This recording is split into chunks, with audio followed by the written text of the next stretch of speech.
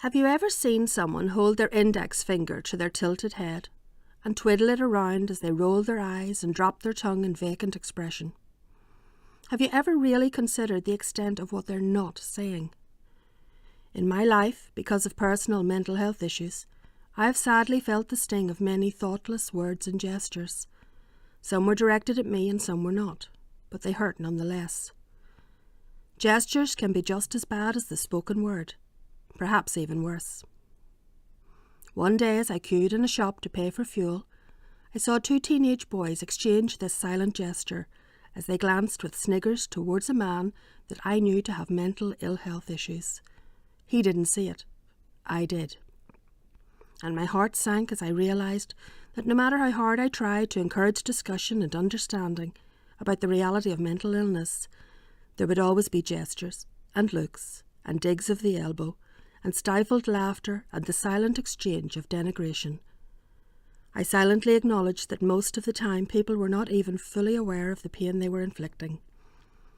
I wondered for a moment just how many times over the years I had been the object of such behaviour myself.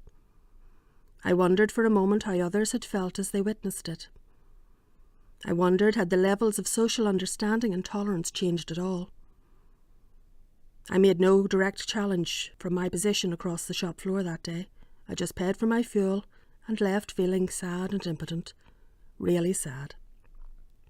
I guess the truth is that people will always be afraid of things they do not understand, and, unfortunately, 1 in 4 of us in the UK are deeply misunderstood because of our mental illness. I'm not angry. I'm disappointed that stigma still has such a strong hold in our communities.